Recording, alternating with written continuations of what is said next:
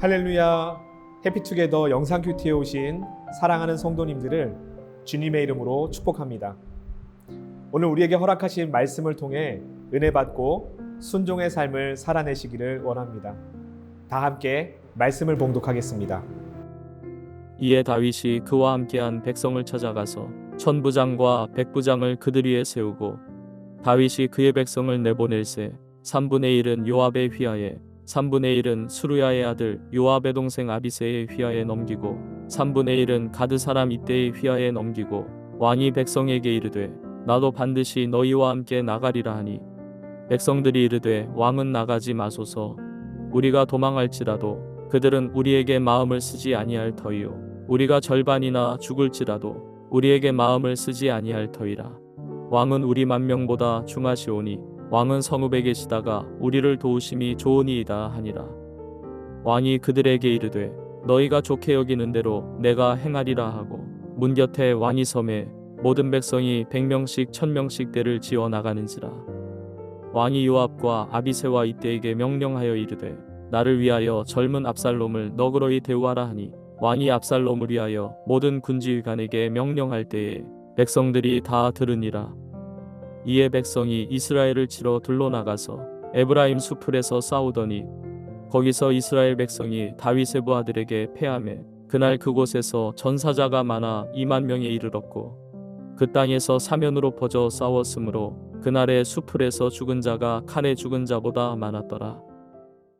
예루살렘을 쉽게 점령했던 압살롬은 아이도벨의 책략으로 다윗을 살해하여 왕권을 장악하려고 합니다. 하지만 다윗은 후세의 도움으로 위기를 모면하고 군대의 전열을 새롭게 합니다. 특별히 다윗은 그와 함께한 사람들 중에 천부장, 백부장을 세우고 이 백성 중에서 탁월한 장군 3명을 세워서 조직을 개편하고 전쟁을 준비합니다. 그리고 자신도 전쟁에 나가겠다고 합니다.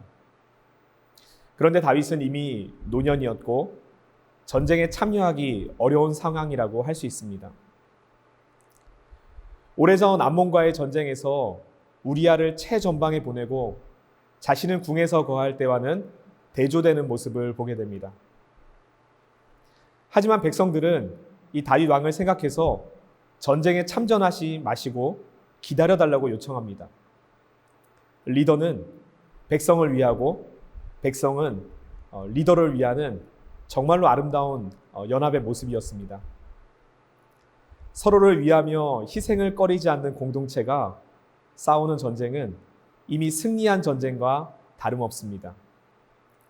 이 땅의 교회와 성도가 가져야 할 참된 연합의 모습이라고 할 수 있습니다.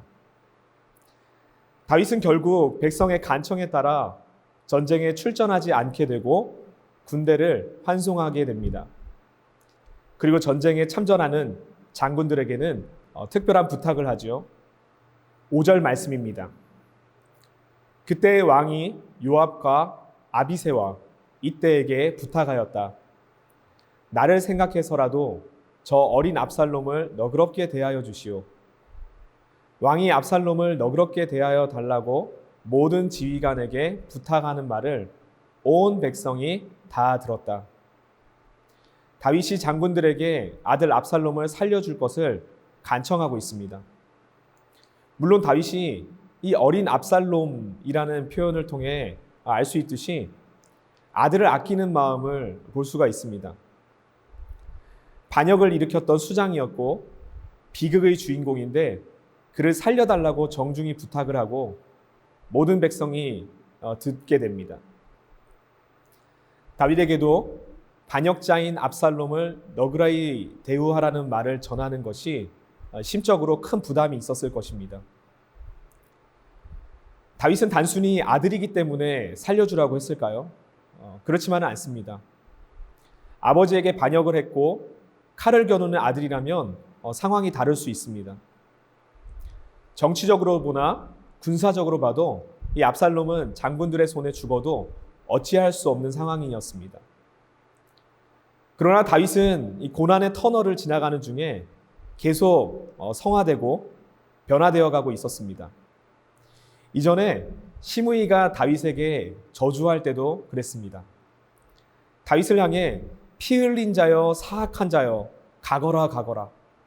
너는 피를 흘린 자로 화를 자초했다라고 할 때에도 하나님께서 선으로 나에게 갚아주실 것이라고 선언하고 넘어갑니다. 또 압살롬에게 쫓겨 도망하는 상황 속에서도 이 다윗은 영적인 큰 깨달음을 얻게 됩니다. 마음은 넓어지고 깊어지고 자신을 더 돌아보는 시간이 되었던 것입니다. 압살롬을 용서할 만큼 심령이 가난해지고 겸손해지게 된 것입니다. 이런 다윗의 마음을 확인할 수 있는 것은 이 압살롬에게 쫓김을 당할 때에 기록했던 시편을 보면 알 수 있습니다. 시편 63편 1절 말씀에 하나님이여 주는 나의 하나님이시라. 내가 간절히 주를 찾되 물이 없어 마르고 황폐한 땅에서 내 영혼이 주를 갈망하며 내 육체가 주를 앙모하나이다. 아멘. 다윗은 광야를 걷고 또 걸으면서 자신의 힘이 빠지는 것입니다. 자신의 힘은 빠지고 하나님의 힘을 의지하고 갈망하며 앙모하면서 하나님께 마음을 더욱 집중하고 삶을 올려드리는 다윗의 모습입니다. 오늘 우리의 삶에 억울하고 또 원통한 일을 당할 때에 어떤 마음과 자세로 있어야 할까요? 다윗이 그랬던 것처럼 하나님을 간절히 찾고 앙모해야 합니다. 로마서 12장 19절에 원수 갚는 것이 내게 있으니 내가 갚으리라. 악에게 지지 말라고 합니다. 그리고 선으로 오히려 악을 이기라고 말씀하셨습니다. 내가 원수를 갚지 않고 하나님께 다 맡겨드리고 올려드리는 것입니다. 이미 다윗의 마음에는 압살롬에 대한 용서가 임하고 평강이 넘친 것입니다. 이것이 예수님의 마음이었고 하나님 아버지의 마음입니다. 하나님은 죄로 인해 죽음 가운데 있는 인생을 사랑하시되 끝까지 사랑하셔서 용서하시고 구원을 베푸셨습니다. 또한 하나님을 간절히 찾고 앙모하는 다윗에게 전쟁의 승리를 허락하셨습니다. 7절입니다. 거기에서 이스라엘 백성이 다윗의 부하들에게 패하였는데 그들은 그날 거기에서 크게 패하여 2만 명이나 죽었다. 다윗의 군대는 3천 명 정도의 군사였고 압살롬의 부대의 수는 헤아릴 수 없을 정도로 많은 군사였습니다. 그럼에도 불구하고 이 전쟁은 하나님께 속해 있었고 하나님께서 다윗 편에 계셨기 때문에 압살롬 군사 2만 명이나 죽으며 대패하게 됩니다.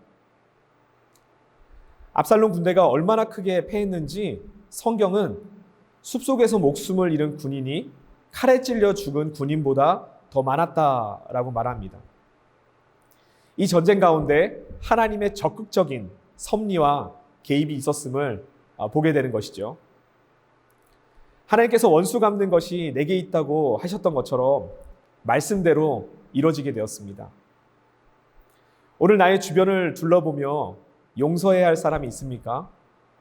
원수 갚는 것은 하나님께 그저 맡겨드리고 예수님이 나를 용서하신 그 사랑으로 화해와 용서의 삶을 적용해 봅시다.